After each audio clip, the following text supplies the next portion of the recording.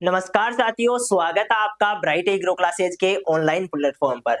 दोस्तों, हम बात करने वाले हैं हॉर्टिकल्चर की और हॉर्टिकल्चर में विशेष रूप से हमारी आज चौथी क्लास रहने वाली है। इससे पहले मैं थोड़ा सा आपको चर्चा करूं तो हम हॉर्टिकल्चर जो पढ़ रहे हैं वो आपकी न्यूट्रिएंट वाली हॉर्टिकल्चर है, जिसको हम फूड साइंस एंड न्यूट्रिशन बोलते हैं। ठीक है, उसकी हम बातें कर रहे हैं और उसमें पहले तो हमने इंपॉर्टेंस देखा था कि फूड साइंस का इंपॉर्टेंस क्या है। उसके बाद में हमने जो है वाटर की जितनी भी ये आपके प्रॉपर्टीज होती है, वाटर एक्टिविटी क्या होती है, इस पर चर्चा दूसरी क्लास हो गई थी हमारी। तीसरी क्लास में हमने जो आपका पहला टॉपिक है जिसमें मुख्य रूप से साइज की बातें की, जो फेज चेंज है उसकी बातें की, ओस्मोसिस की बातें की, पीएच की बातें की, और ये सब हम रिलेशन में देखे किसके साथ में, फूड के रिलेशन में, जो खाद्य है हमारे पदार्थ है उनके रिलेशन में हम इन सबको हमने देखा था। ठीक है, इसके बाद में थोड़ा सा आगे बढ़ते हैं और अब हम क्या करते हैं, तो जैसे पिछली क्लास में हमने पिछली क्लास थी उसमें वाटर की बात की थी, अब हम क्या करने वाले हैं, अब उससे आगे जो दूसरा कंपोनेंट है, क्योंकि खाद्य के बहुत ज्यादा कंपोनेंट होते हैं अलग अलग प्रकार के, वाटर होता है, कार्बोहाइड्रेट होती है, प्रोटीन होती है, इन चीजों की हम बातें करते हैं।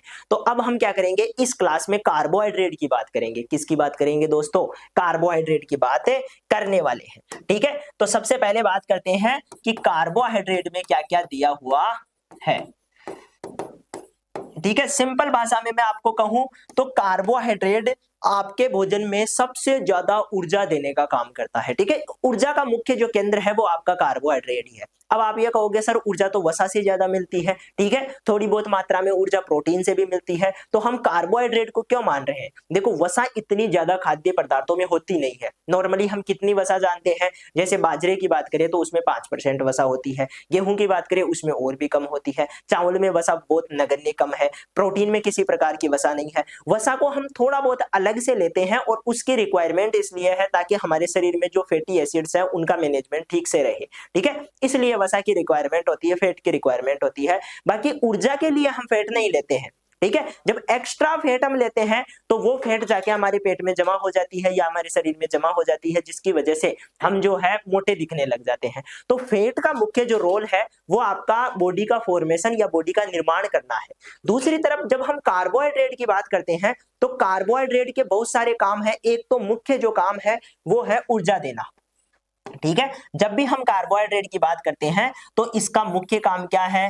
ऊर्जा का निर्माण करना। सबसे पहले जब हम भोजन खाते हैं, ठीक है, तो भोजन में बहुत सारी चीजें होती है, भोजन का अपघटन होता है, भोजन पचाया जा रहा है, उसके बाद में ये आंतों के द्वारा अवशोषित किए जाते हैं, यानी कि कार्बोहाइड्रेट अवशोषित कर लेंगे, प्रोटीन अवशोषित कर लेंगे, जितने भी मिनरल है वो अवशोषित करे जाएंगे, फैट है वो अवशोषित करी जाएगी। ठीक है, फिर इनका क्या होता है? अपघटन होना स्टार्ट हो जाता है, शरीर में जाएंगे और इनका क्या होगा? अपघटन स्टार्ट होगा। हम ये कहते हैं कि यदि कार्बोहाइड्रेट अच्छी मात्रा में अवेलेबल है तो सबसे पहले कार्बोहाइड्रेट का ही अपघटन होता है। ठीक है, क्योंकि इसका अपघटन करना क्या होता है? थोड़ा इजी होता है, जल्दी से ऊर्जा मिल जाती है। और हमारे शरीर को क्या चाहिए? इंस्टेंट ऊर्जा चाहिए, क्योंकि हम भूख के टाइम पे खाते हैं भोजन और उस टाइम पे जो है शरीर में मुख्य रूप से एनर्जी की क्या है? कमी है।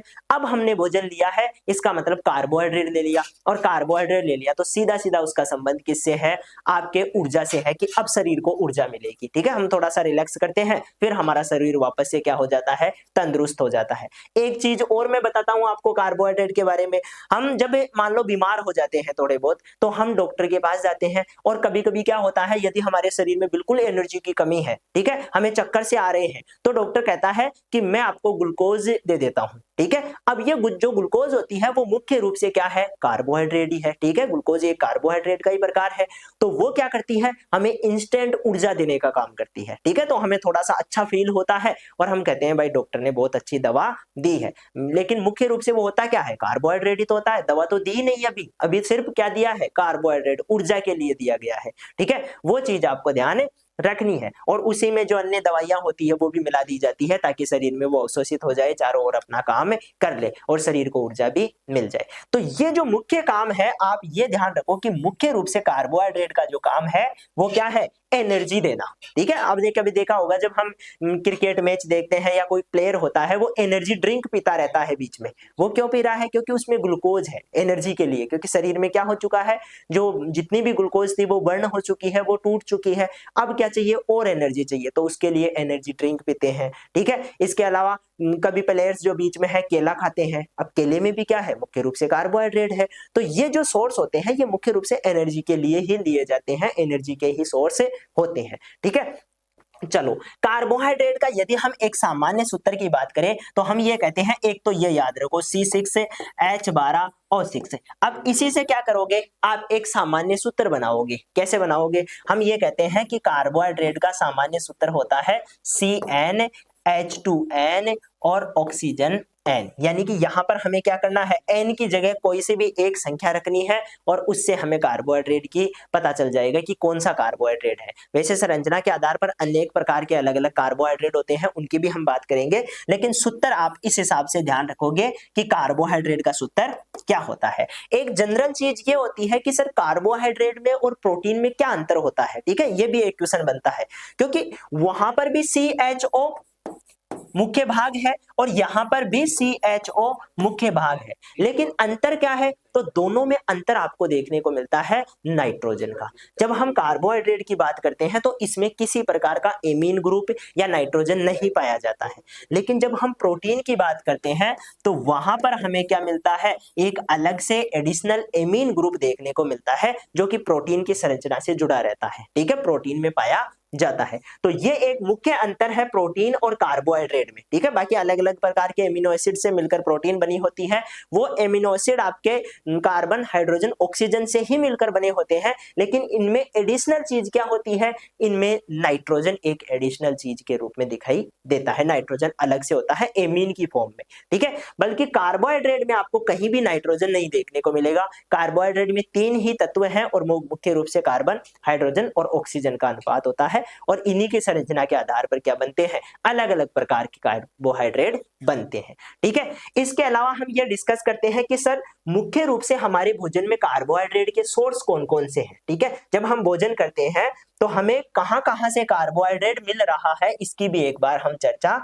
कर लेते हैं, ठीक है। तो हम बात कर रहे हैं भोजन में कार्बोहाइड्रेट के स्रोत।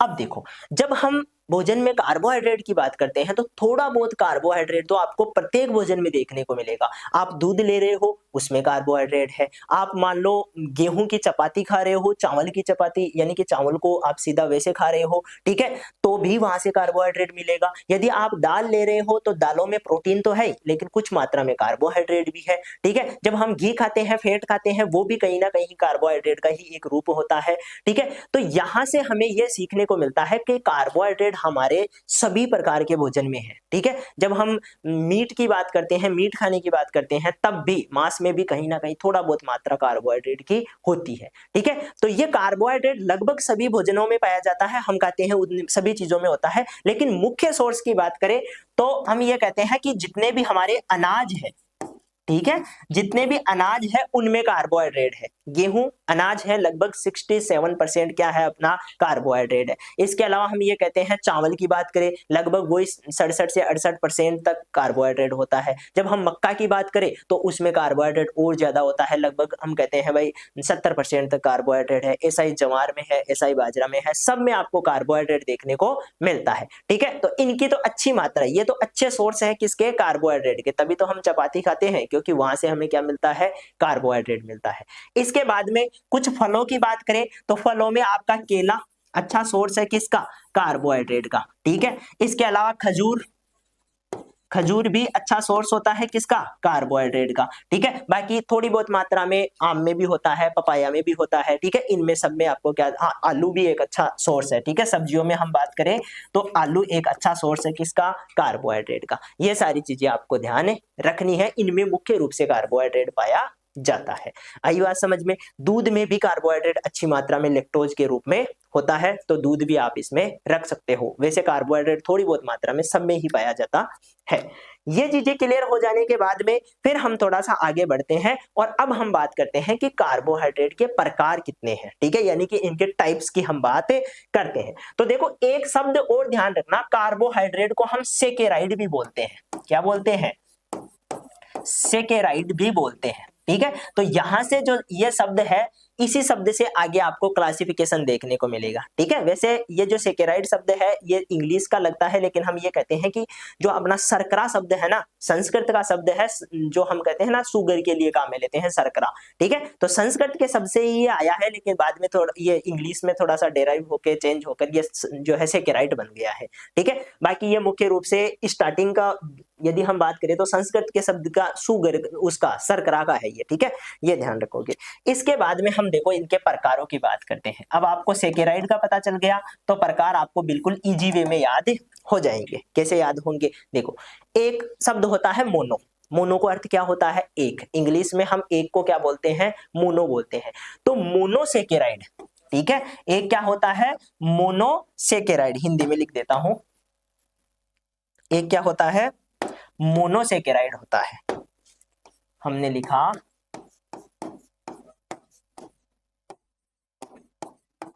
मोनोसेकेराइड, ठीक है।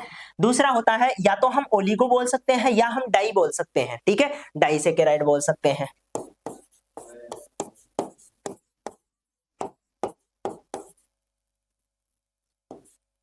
डाइसेकेराइड, ठीक है। इसके बाद में तीसरा हो जाता है आपका पॉलीसेकेराइड। जैसा कि नाम से ही पता चल रहा है, सारी चीजें आपके नाम से ही क्लियर हो जाएगी। यहां पर देखो मोनोसेकेराइड का अर्थ है कि इसमें सिर्फ एक ही जो कार्बोहाइड्रेट है उसका एक अणु पाया जाएगा, ठीक है। क्या होगा, कार्बोहाइड्रेट का सिर्फ एक अणु पाया जाएगा, यानी कि ये सिंपल कार्बोहाइड्रेट है, बिल्कुल सरल प्रकार का कार्बोहाइड्रेट है जिसमें आपके कार्बोहाइड्रेट का एक अणु है, जैसे ग्लूकोज हो गया, ठीक है। इसका एग्जाम्पल हम क्या ले सकते हैं, जैसे ग्लूकोज हो गया, ग्लूकोज का सूत्र हम क्या लिखते हैं C6H12O6। ये सबसे छोटी इकाई है किसकी, कार्बोहाइड्रेट की, यानी कि इससे जो है हम जब भी कार्बोहाइड्रेट की बात करते हैं तो उसमें हम ये कहते हैं कि मिनिमम लगभग 6 कार्बन तो होते ही हैं, ठीक है। तो यहां पर हम ये कहते हैं कि यहां पर जो सबसे छोटी इकाई है वो आपके ग्लूकोज के रूप में है और वो आपका एक क्या है मोनोसेकेराइड है, एक कार्बोहाइड्रेट वाला है, ठीक है। इसके बाद में दूसरा आ जाता है डाइसेकेराइड। डाइसेकेराइड को हम ये कहते हैं जब दो मोनोसेकेराइड आकर मिल जाते हैं, एक जगह मिल जाते हैं, तो इस चीज को हम क्या बोलते हैं, डाइसेकेराइड बोल देते हैं, ठीक है। क्या हो गया, दो मोनोसेकेराइड आकर मिलकर क्या बन गए, डाइसेकेराइड बन गए। और जब बहुत सारे मोनोसेकेराइड एंड डाइसेकेराइड आकर मिल जाते हैं तो उसको हम क्या बोल देते हैं, पॉलीसेकेराइड बोल देते हैं। बात समझ में आई कि नहीं आई, बिल्कुल इजी है। मोनोसेकेराइड मतलब एक कार्बोहाइड्रेट, डाइसेकेराइड या ओलिगोसेकेराइड इसका मतलब कुछ कार्बोहाइड्रेट के अणु मिले हुए हैं, दो कार्बोहाइड्रेट के अणु है या दो से थोड़े ज्यादा है, ठीक है। और लास्ट में हमारा बचता है, लास्ट में हम कहते हैं कि आपका पॉलीसेकेराइड, और पॉलीसेकेराइड का सीधा सीधा मतलब क्या होता है कि यहाँ पर बहुत सारे अणु है किसके, कार्बोहाइड्रेट के, ठीक है। तो ये सारी जो चीजें हैं ये हम डिस्कस करने वाले हैं, यही हमारा मुख्य रूप से टॉपिक रहने वाला है, ठीक है। तो स्टार्ट करते हैं, सबसे पहले एक एक करके सारी चीजें हम सीख लेते हैं। कार्बोहाइड्रेट जो है पौधों में जीवों की कोशिकाओं में पाया जाने वाला एक रासायनिक समूह होता है, ठीक है। हमारे शरीर में ये मुख्य रूप से पाया जाता है और एक रासायनिक पदार्थ के रूप में है। दूसरी बात, ये क्या करता है, तो पानी के बाद एक तो पानी इंपॉर्टेंट कंपोनेंट है ही, उसके बाद में कार्बोहाइड्रेट हमारे खाद्य का दूसरा सबसे इंपॉर्टेंट पार्ट है, ठीक है। जब हम पानी की बात करते हैं, पानी के बाद में दूसरी इंपॉर्टेंट चीज कार्बोहाइड्रेट होती है। 2 से लेकर 40% तक अलग अलग प्रकार के उत्कों में कहीं पर क्या होता है, ऊर्जा की ज्यादा रिक्वायरमेंट होती है तो उन उत्कों में ज्यादा कार्बोहाइड्रेट होगा, कहीं पर ऊर्जा की रिक्वायरमेंट कम होती है तो उन उत्कों में क्या होता है, आपके कार्बोहाइड्रेट कम पाया जाता है। जैसे जब हम हृदय की बात करते हैं तो हृदय क्या करता है, 24 घंटे काम करता रहता है, ठीक है, उसको एनर्जी की ज्यादा रिक्वायरमेंट होती है, तो यहाँ पर जो पाया जाएगा कार्बोहाइड्रेट वो आपके ज्यादा मात्रा में होता है, ठीक है। सबसे कम मात्रा में आपके तरबूज आदि में और सबसे अधिक मात्रा में कसा हुआ शकरकंद में ये कार्बोहाइड्रेट पाया जाता है, ठीक है। यहाँ पर हम ये कह रहे हैं कि तरबूज में जो जितनी वो बड़ा होता है ना उतना कार्बोहाइड्रेट उसमें नहीं होता है, तो कम मात्रा में है। इसके अलावा हम शकरकंद की बात करें तो शकरकंद में अच्छी मात्रा में है, आलू में अच्छा होता है, केले में अच्छा होता है, ये सब अलग अलग एग्जाम्पल है। देखो सामान्य सूत्र की बात करें तो हम ये कहते हैं CnH2nO, या इसी को हम लिख सकते हैं CH2O और बाहर निकाल कर लिख दिया हमने N को, ठीक है। ये वही बात है, हमने बस कॉमन ले लिया, क्या कर लिया, कॉमन ले लिया हमने ना, जो आपका n है, n यहाँ किसकी संख्या को बता रहा है, कार्बन की संख्या को बताने का काम कर रहा है। तो यहाँ पर हम क्या करेंगे, जितने भी कार्बन होंगे उनकी संख्या लगा देंगे, उसके आधार पर हमें क्या मिल जाएगा, पूरा सूत्र मिल जाएगा। और वही जो है दूसरा, इसी का दूसरा रूप ये भी है, ठीक है। मुख्य रूप से आप एक ये ध्यान रख सकते हो, इसी से ये बना है और इसी से ये बना है, ठीक है। क्योंकि ये कार्बन और जल के संयोग से बनते हैं, इन्हें हाइड्रेट ऑफ कार्बन या कार्बोहाइड्रेट कहते हैं, ठीक है। सिंपल भाषा में हम इनको कार्बोहाइड्रेट ही कहते हैं। इसके बाद में प्रकाश संश्लेषण के द्वारा इनका क्या होता है, निर्माण होता है। हम ये कहते हैं कि जो कार्बोहाइड्रेट बनते हैं, क्योंकि हम कहते हैं कि हम तो इस्तेमाल कर रहे हैं, लेकिन ये आ कहां से रहे हैं कार्बोहाइड्रेट, तो सिंपली हम ये कहते हैं कि पौधे क्या करते हैं, फोटोसिंथेसिस करते हैं पानी की उपस्थिति में और कार्बन डाइऑक्साइड की उपस्थिति में, ठीक है। और कहां पर होगी यह अभिक्रिया, आपके क्लोरोफिल पर होगी, ठीक है। और वहां पर ये कार्बोहाइड्रेट बनाए जाएंगे, ठीक है। कार्बोहाइड्रेट वहां पर बनने के बाद में हम ये कहते हैं कि ये जाकर पौधे में स्टोर हो जाते हैं, दानों के रूप में, फलों के रूप में, ठीक है। और वहां से हम क्या कर लेते हैं, इनको कंज्यूम कर लेते हैं, वहां से हम ले लेते हैं। ये देखो, जितने भी काम है उनकी हम बात करते हैं, तो सबसे इंपॉर्टेंट काम है ऊर्जा का प्रमुख स्रोत के रूप में। जब भी हम खाना खाते हैं तो खाना हमारे क्या होता है, मुख्य ऊर्जा का स्रोत होता है, और उसमें कार्बोहाइड्रेट जो है सभी घटकों में सबसे ज्यादा पाया जाता है, सबसे ज्यादा ऊर्जा यही देता है। दूसरा आ जाता है आरक्षित ऊर्जा, रिजर्व एनर्जी के रूप में। जब हम ये कहते हैं कि मान लो क्योंकि हम खाना तो रोज खाते हैं, लेकिन कभी कभी बाई चांस हम फास्टिंग कर लेते हैं, ठीक है, हमने फास्ट कर लिया, तो फास्ट के दिन भी हम सुबह से शाम तक कुछ नहीं खाते हैं, फिर भी हमारा शरीर चल रहा है, ठीक है। और जब हम रोज खा रहे थे, सुबह भी खा रहे थे, शाम को भी खा रहे थे, या दोपहर में भी कुछ खा रहे थे, फिर भी हमारा शरीर चल रहा था, ठीक है। तो नहीं खा रहे हैं तब भी चल रहा है, खा रहे हैं तब भी चल रहा है। तो ऐसा क्यों हो रहा है, क्योंकि हमारा शरीर क्या करता है, हमारा शरीर मुख्य रूप से जो हमारा भोजन होता है उसको एक्स्ट्रा मात्रा में जब हम भोजन लेते हैं, उसको लीवर में या कहीं और ऊतक है उनमें ले जाकर स्टोर कर लेता है कि ये इमरजेंसी में काम में आएगा, जब हमारे शरीर को भोजन नहीं मिलेगा उस टाइम पे हम इसका यूज करेंगे। तो वो जो संरक्षित भोजन है उसको हम बोलते हैं ग्लाइकोजन। हमारे शरीर में जो संरक्षित भोजन होता है उसको ग्लाइकोजन हम कहते हैं। और यदि यही ग्लाइकोजन पादपों में संरक्षित होता है तो उसको स्टार्च बोल देते हैं। हम कहते हैं ना कि जो आपका आलू में जो कार्बोहाइड्रेट है वो स्टार्च के रूप में है, ठीक है। हमारे शरीर में जो कार्बोहाइड्रेट स्टोर है वो किसके रूप में है, ग्लाइकोजन के रूप में है। तो ये दोनों चीजें आप ध्यान रखोगे। यकृत में मुख्य रूप से और मांसपेशियों में मुख्य रूप से ये जमा हो जाते हैं। इसके बाद में आगे चलते हैं, एमिनो एसिड संश्लेषण में भी ये सहायता करते हैं। और भी छोटी मोटे इनके काम है। एक तो एमिनो एसिड, अभी मैंने बताया था एमिनो एसिड किस में काम में आते हैं, प्रोटीन के निर्माण में ये काम में आते हैं, यानी कि मुख्य रूप से क्या करते हैं, प्रोटीन का फॉर्मेशन करते हैं। तो ये क्या करते हैं, एमिनो एसिड जो होते हैं वो प्रोटीन का निर्माण करते हैं। दूसरी बात, महत्वपूर्ण जैविक यौगिकों के अग्रदूत है। अग्रदूत का मतलब कुछ जैविक यौगिक इन्हीं से बनते हैं। जब कार्बोहाइड्रेट की हम बात करते हैं तो कुछ पदार्थ पहले कार्बोहाइड्रेट में ही चेंज हो जाने के बाद में बनते हैं। जैसे हम कह रहे हैं आपका न्यूक्लिक एसिड, डीएनए, आरएनए, संयोजी ऊतक, कनेक्टिव टिश्यू और तंत्रिका ऊतक, ये सभी का निर्माण किसके द्वारा होता है, कार्बोहाइड्रेट के द्वारा ही होता है। बाद में यही जाकर चेंज हो जाते हैं और कार्बोहाइड्रेट ही आगे चलकर ये सारी चीजें डीएनए, आरएनए ये सब बनाते हैं, ठीक है। तो ये भी इन्हीं का काम है। मस्तिष्क के विकास और हड्डियों के लिए महत्वपूर्ण माना जाता है, ठीक है। हम ये कहते हैं जो लैक्टोज होता है, जो कि दूध में पाया जाने वाला शर्करा है, मस्तिष्क के विकास के लिए आवश्यक ग्लैक्टोज प्रदान करता है, ठीक है। लैक्टोज से ही आगे चल के मिलकर क्या बनता है, ग्लूकोज बनता है, और वो ग्लूकोज हमारे दिमाग का क्या करता है, विकास करता है। ये चीज आप ध्यान रखोगे।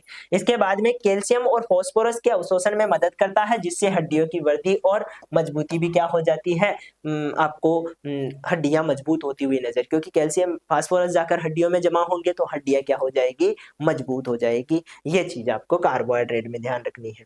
आंतों में लाभकारी बैक्टीरिया का पोषण भी करता है।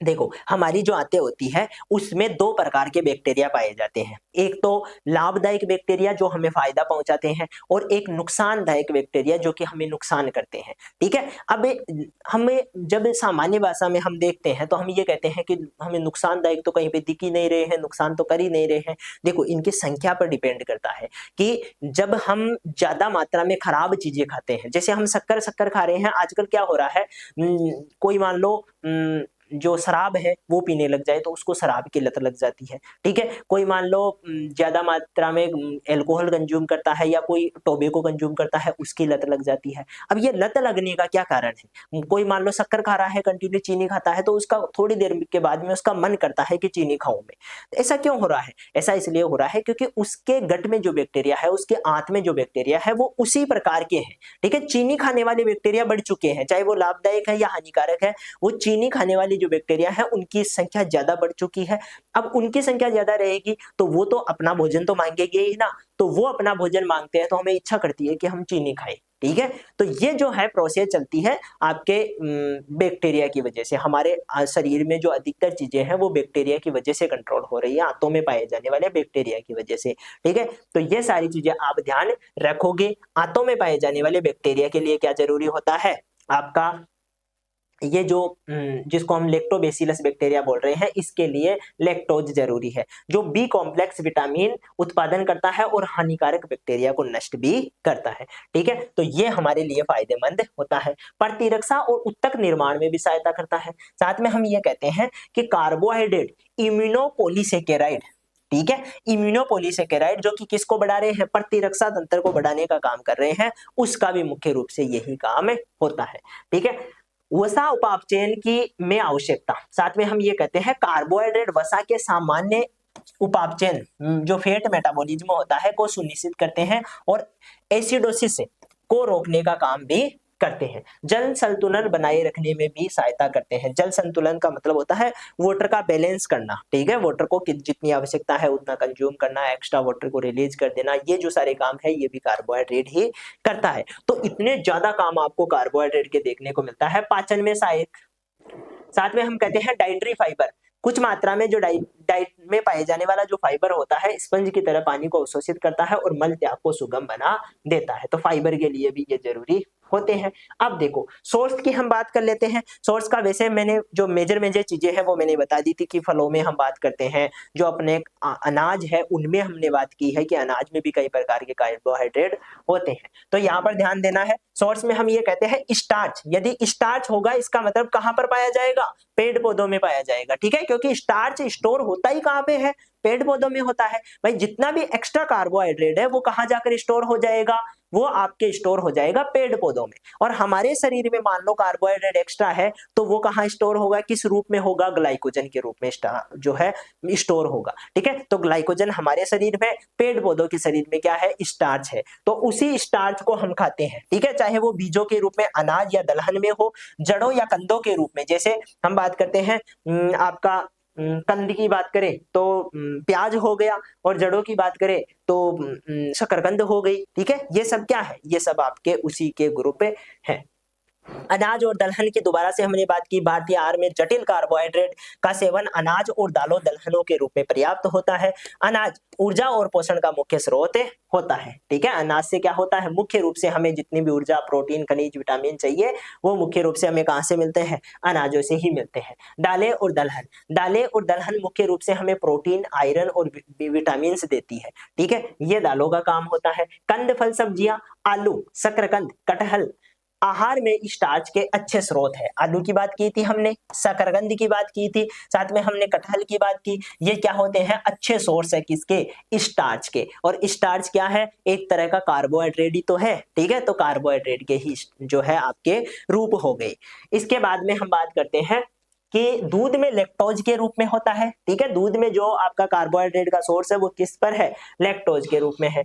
फलों में प्राकृतिक शर्करा के रूप में है। तरबूज में लगभग 3% शर्करा होती है, वो कार्बोहाइड्रेट है। संतरा, अमरूद में लगभग 10% शर्करा है, वो कार्बोहाइड्रेट के रूप में है। आम में 17% शर्करा है, वो कार्बोहाइड्रेट के रूप में है। और त्वरित ऊर्जा और अन्य पोषक तत्वों की यदि हम बात करें तो वहां पर भी कार्बोहाइड्रेट ही पाया जाता है, उसके कई रूप होते हैं। बात समझ में आई कि नहीं आई? सारी चीजें बिल्कुल इजी है और स्पष्ट है, ठीक है। सोर्स में हम अनाज की बात करते हैं, फलों की बात करते हैं, आलू की बात करते हैं, खजूर की बात करते हैं। ये बहुत सारी चीजें हैं जिनमें अलग अलग प्रकार के कार्बोहाइड्रेट होते हैं। दूध में भी कई प्रकार के कार्बोहाइड्रेट पाए जाते हैं, ठीक है। तो ये सारी चीजें आपको ध्यान रखनी है, सभी को एक एक करके सभी के सोर्स आपको सही दिमाग से पढ़ने हैं।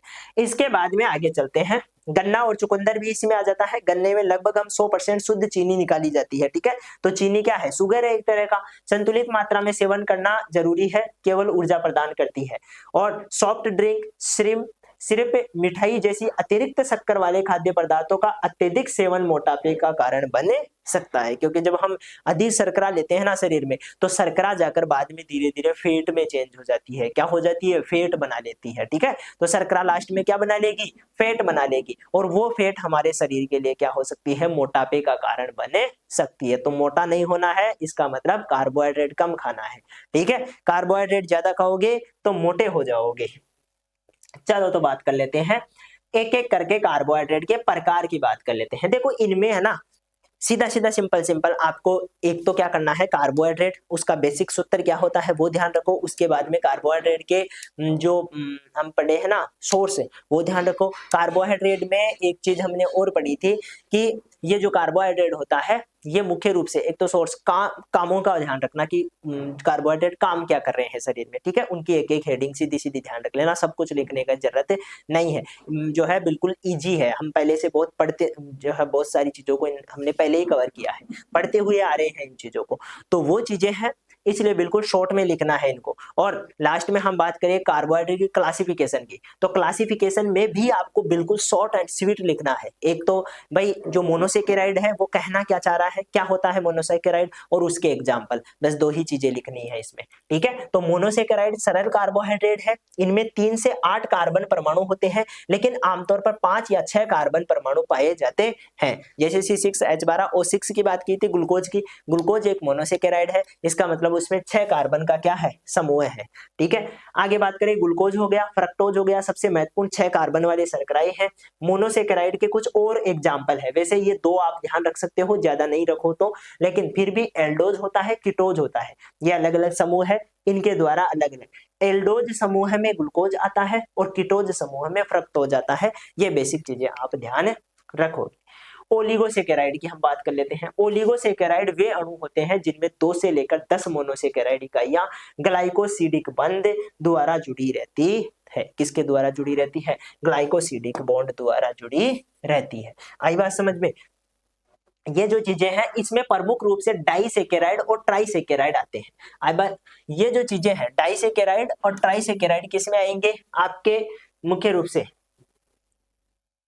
ओलिगोसेकेराइड, अच्छा हाँ इसमें बात कर रहे हैं क्या, डाइसेकेराइड। और देखो वैसे तो हमने डाइसेकेराइड मुख्य रूप से हम पढ़ते हैं, ओलिगोसेकेराइड का अर्थ होता है इसमें 2 से भी ज्यादा भी हो सकते हैं, 2 से 3 हो गए, 4 हो गए, इस प्रकार से, लेकिन मुख्य रूप से डाइसेकेराइड होता है। तो हम डाइसेकेराइड की ही बात करेंगे मुख्य रूप से।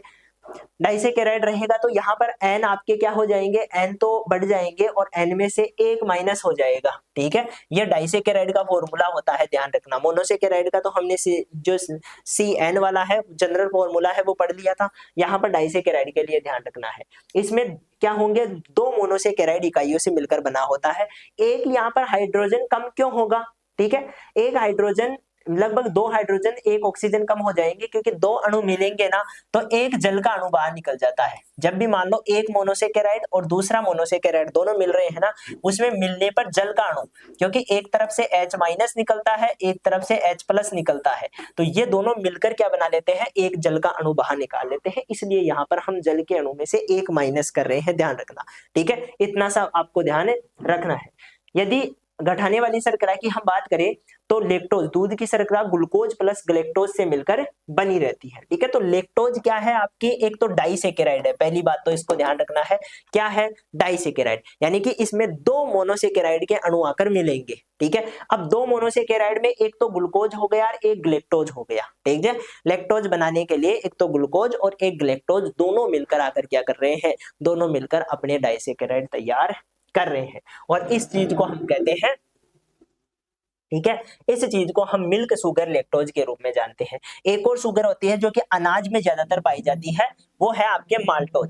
ये ग्लूकोज प्लस ग्लूकोज से मिलकर बनी रहती है। जो माल्टोज होती है वो किससे मिलकर बनी है, ग्लूकोज प्लस ग्लूकोज से मिलकर बनी हुई है। ये चीज आप विशेष रूप से ध्यान रखोगे। यदि हम अघटाने वाली शर्करा की बात करें, नॉन रिड्यूसिंग शर्करा की बात करें, तो ये सुक्रोज है। ये मुख्य रूप से फलों में पाई जाती है। कहां पर पाई जाती है?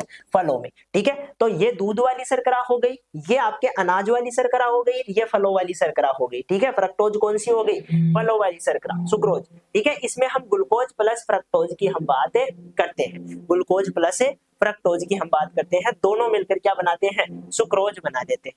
ठीक है, गन्ने वाली शर्करा बोल देते हैं या मीठी शर्करा जिसको हम कहते हैं। ठीक है, सरल भाषा में हम कहे तो सुक्रोज क्या होती है? एक तरह से मीठी शर्करा होती है, जो फलों में भी, गन्ने में भी, चुकंदर में भी, इनमें पाई जाती है। ठीक है, बहुत सारी चीजों में, चुकंदर में तो नहीं होती है, लेकिन गन्ने में, ये जो आपके फल होते हैं, इनमें पाई जाती है। बात समझ में आई क्या? सबसे पहले हमने मोनोसेकेराइड की बात की थी, उसमें हमने सिंपल ये वाले एग्जाम्पल पढ़े थे। मोनोसेकेराइड के ये सारे एग्जाम्पल है, ग्लूकोज, गलैक्टोज, इसके अलावा फ्रक्टोज, ये सारे एग्जाम्पल किसके हैं? मोनोसेकेराइड के। डाइसेकेराइड की बात करें, इसका मतलब दो मोनोसेकेराइड मिलकर क्या बनाएगी? डाइसेकेराइड बनाएगी। और इसको सिंपल भाषा में हम ऐसे समझ सकते हैं कि यहाँ पर जो दूध में पाई जाने वाली शर्करा है, दुग्ध शर्करा है, उसको हम लैक्टोज कहते हैं। ये ग्लूकोज और गलैक्टोज से मिलकर बनी रहती है। दूसरी तरफ हम माल्टोज की बात करते हैं, अनाज में पाई जाने वाली शर्करा है, जर्मिनेशन के लिए जरूरी होती है। ठीक है, ग्लूकोज और ग्लूकोज से मिलकर बनी रहती है, दोनों सेम है यहाँ पर, ग्लूकोज प्लस ग्लूकोज। और तीसरी है आपकी जो है नॉन रिड्यूसिंग शर्करा में आती है, वो है सुक्रोज, और सुक्रोज में आपके ग्लूकोज प्लस फ्रक्टोज दोनों आ जाएगी। तो रिड्यूसिंग और नॉन रिड्यूसिंग यदि आपको ध्यान में ना रहे तो कोई बात नहीं, आप तो तीन एग्जांपल ये ध्यान रखना ना, लैक्टोज, माल्टोज और सुक्रोज, और ये किससे मिलकर बनी रहती है, ये चीजें भी आपको ध्यान रखनी है। ठीक है, यहाँ पर ये सारी चीजें क्लियर होती है। ट्राइसेकेराइड में तीन मिल जाते हैं, फ्रक्टोज, ग्लूकोज, गलैक्टोज, तीनों मिलकर रेफिनोज बनाते हैं, इतना इंपॉर्टेंट नहीं है। पॉलीसेकेराइड की हम थोड़ी सी बात कर लेते हैं। पॉलीसेकेराइड में हम ये कहते हैं कि यहाँ पर ओलिगोसेकेराइड में 10 से अधिक मोनोसेकेराइड इकाइयां होती है। ऐसे सेकेराइड जिनमें 10 से भी ज्यादा अलग अलग प्रकार के मोनोकार्बोहाइड्रेट मिल रहे हैं, मोनोसेकेराइड मिल रहे हैं, तो उनको हम क्या बोल देते हैं? वो सब मिलकर क्या बनाएंगे?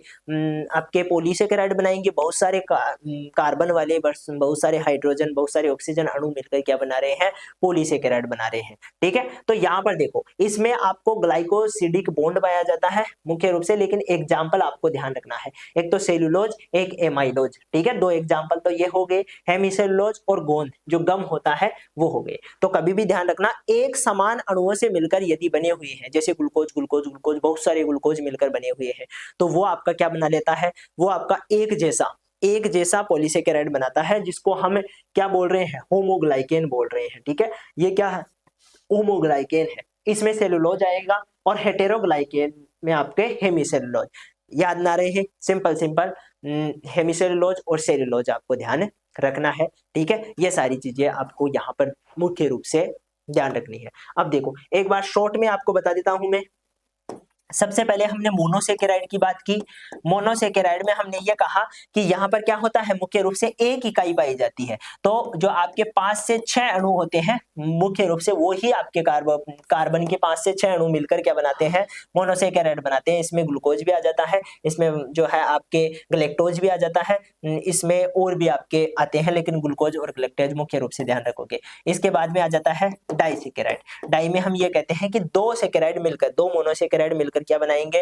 डाइसेकेराइड। और इसमें हम ये कहते हैं कि एक तो दूध में पाई जाने वाली प्रोटीन है आपकी लैक्टोज, दूध शर्करा है लैक्टोज, और लैक्टोज बनती है ग्लूकोज प्लस गलैक्टोज से मिलकर। दूसरी है आपके जिसको हम कहते हैं, मुख्य रूप से ये अनाजों में पाई जाती है। ठीक है, किन में पाई जाती है? अनाजों में पाई जाती है। और इसको हम आपके क्या बोलते हैं उसको?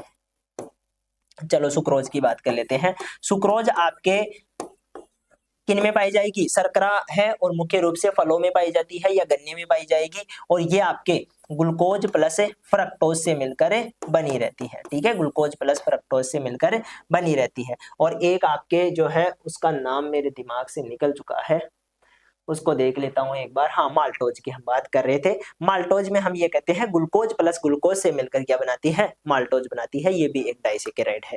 पॉलीसेकेराइड की बात करें तो पॉलीसेकेराइड में दो एग्जांपल ध्यान रखने हैं। एक तो 10 से ज्यादा मोनोसेकेराइड मिलकर क्या बनाते हैं? पॉलीसेकेराइड बनाते हैं। इसमें सेलुलोज, हेमिसेलुलोज, जो कि आपके मुख्य रूप से क्या होते हैं? कोशिका की सेल वाल में पाए जाते हैं। उन चीजों का ध्यान रखोगे। बात समझ में आई क्या? सारी चीजें आपके क्लियर हो जानी चाहिए। अब देखो इसमें कैरेक्टर बचे हैं पॉलीसेकेराइड के, एगुलेंसील होते हैं, मीठे नहीं होते हैं, स्टार्च और फलों की कोशिका में प्लास्टिड के कणों के रूप में ये जमा हो जाते हैं। बेसिक चीजें हैं, ये आप ध्यान रखोगे। आगे क्या आ जाती है? प्रोटीन आ जाती है, और प्रोटीन की हम एक अलग से क्लास लेंगे, क्योंकि प्रोटीन भी आपके सिलेबस में काफी इंपॉर्टेंट चीज होती है। ठीक है, तो प्रोटीन की क्लास बात हम नेक्स्ट क्लास में करने वाले हैं। तब तक के लिए धन्यवाद।